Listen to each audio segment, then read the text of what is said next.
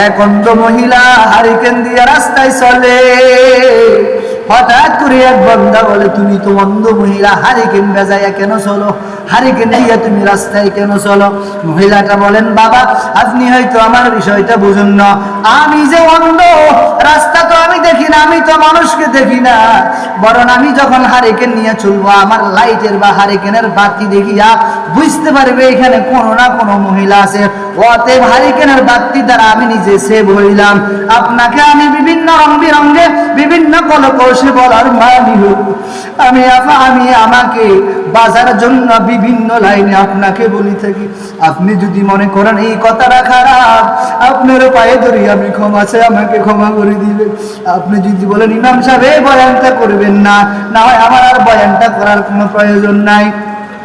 এ বাবা বলেন তো, হাসরের ময়দানে যখন আপনি চতুর্দিকে দৌড়াদৌড়ি করবেন একটা নেকার জন্য, এক নেকির জন্য আপনাকে কেউ নেকি দিবে না, তখন আপনি বলবেন যা যা যা, আমি যখন আল্লাহর এই বান্দা এক নেকের জন্য পার হইতে পারে না, যা তুই আমার সকল আমল নামা নিয়ে যা, আমাকে তুই তোর গুনাহগুলি দিয়ে দে।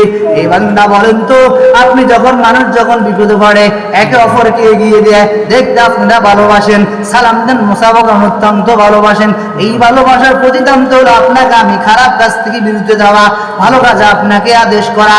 ও বাবা, ও ভাই, আপনি মেহেরবানি করে নিজেকে একটু পরিবর্তন করার চেষ্টা করেন।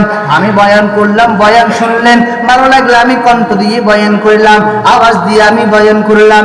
এই বয়ান শুনে আপনি আবার এখান থেকে বাইর হওয়ার পর আপনার কোনো পরিবর্তন নাই, তাহলে তো আপনি বয়ান শুনে কোনো লাভ হলো না, আপনি মসজিদে আসি কোনো লাভ হলো না, কারণ আপনি মসজিদে না আসাটা মনে অনেক ভালো হতো। আল্লাহ আমাদের সবাইকে বুঝি শুনি আমল করার তৌফিক দান করিয়েন।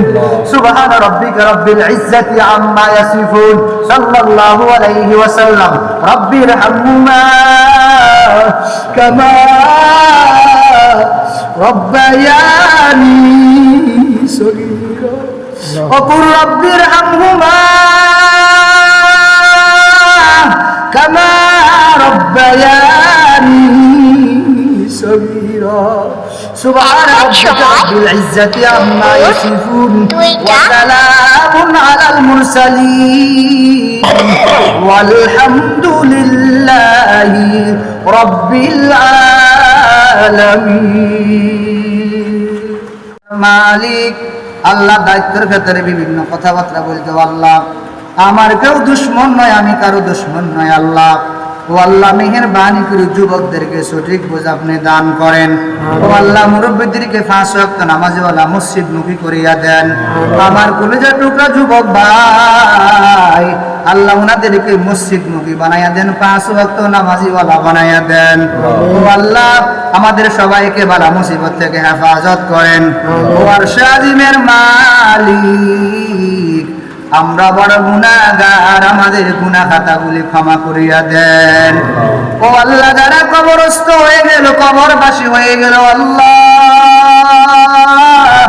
ও মালিক মেহেরবানি কবরবাসীর কবরখানা মাফ করিয়া দেন।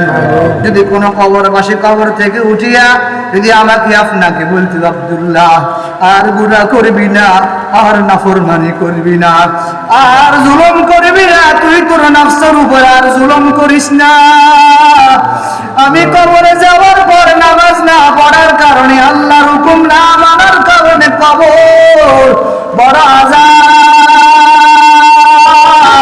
ও আল্লাহ যদি দুনিয়ার কোনো সিস্টেম থাকতো তাহলে আজ কোনো মানুষ বুলো আজান দেওয়ার পর আর বাড়িঘর দোকানপাটে সময় নষ্ট করত। সত্য কথা বললে সবার কাছে খারাপ লাগে। স্ত্রীকে যখন নাকি স্বামী বলে নামাজ পড়িও, পর্দা করিও, ঠিক মতো আল্লাহর হুকুম হাকাম মারি, স্ত্রী ডাকি বলে বুঝলাম না আপনি কি হজ করে আসছেন নাকি, তো বুঝলাম না। এ বাবা, ও ভাই, ও কলিজার টুকরা যুবক,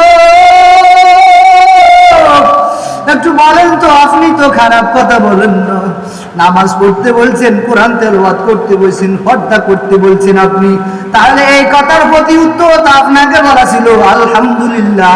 আমাকে সঠিক উপদেশ দেওয়ার জন্য আপনাকে ধন্যবাদ। আজ আমরা ভালো ভালো কথা বলি, আপনাদের কাছে খারাপ লাগে। বিভিন্ন মন্তব্য করেন, অনেক সময় বিভিন্ন ভাষা নিয়ে আপনারা এলোমেলো চিন্তা বিকির করেন। আমি কি আপনাদের দুশমন, না হয় আপনি কি আমার দুশমন? আমি কি আপনার কোনো ক্ষতি করি, না হয় আপনি কি আমার কোনো ক্ষতি করেন? আপনি তো আপনার খানা খান, আমি তো আমার খানা খাই। আপনি তো আপনার জায়গায় ঘুমান, আমি তো আমার জায়গায় ঘুমাই। তাহলে আপনার সাথে আমার সাথে দুনিয়ার কোনো কিছু নিয়ে কোনো মতনৈক্য হতে পারে না। তবে হ্যাঁ, আমি যে আপনার এলাকার ইমাম সাহেব, দায়িত্বর খাতিরে আপনাকে বারবার বলি, বাবা পায়ে ধরিয়া বলি নামাজটা পড়ে, পায়ে ধরি বলি যুবক তুমি খারাপ কাজ থেকে বিরত থাকো। কবরে যখন আপনি যাবেন, কবরে যাওয়ার পর হাসরের ময়দানে একটা নেকির জন্য চতুর্দিকে দৌড়াদৌড়ি করবে। মাও দিব না, বাবাও দিবে, স্ত্রীও দিব না, ছেলে মেয়েও দিব না, বলবো আমি তোমাকে চিনি না, তুমি কে? আজ দোকানে বসিয়া সময় নষ্ট করিবে বাবা। নবীজি জানাইয়া দেন, জান্নাতীরা যখন জান্নাতে প্রবেশ করবে, দুনিয়ার সময় নষ্ট করার জন্য আফসোস করবে, আক্ষেপ করবে। ও মুরব্বী বাবা, আমার ভাই ও বাবারা, গভীর মনোযোগ দিয়ে কথাগুলি শ্রবণ করেন। আপনি জুমার বয়ান শুনিয়া হাঁটিয়া দোকানে বসে বিভিন্ন মন্তব্য করেন, আমার কোনো ক্ষতি হওয়ার কোনো আশঙ্কা নাই, কারণ আমি দায়িত্ব আমাকে দিয়ে বসাইছি। হুজুর আপনার স্বভাবত আপনি দায়িত্বগুলি পালন করবেন। আমি দায়িত্ব পালন না করলে আপনার মনে বড় ব্যথা, দায়িত্ব পালন করলে আপনার কানে বড় ব্যথা, মুখে বড় ব্যথা হয়ে যায়। আমার কিছু করার নাই, কারণ আমি যখন কিয়ামতের ময়দানে আল্লাহর সামনে দণ্ডমান হব, আল্লাহ যদি আমাকে ডাকি বলে, বল তোকে এত বেতন দিল, এত খানা খাওয়াইলো, এত ভালোবাসলো, কি দায়িত্ব পালন করেছো? আমি দায়িত্ব পালন করতে গিয়ে আপনাদেরকে বিভিন্ন ভাষায় বিভিন্ন লাইনে এক এক লাইনে বুঝাই, কিন্তু আপনাদের কথাটা কেন শ্রবণ করেন না, কেন বাবা বুঝেন?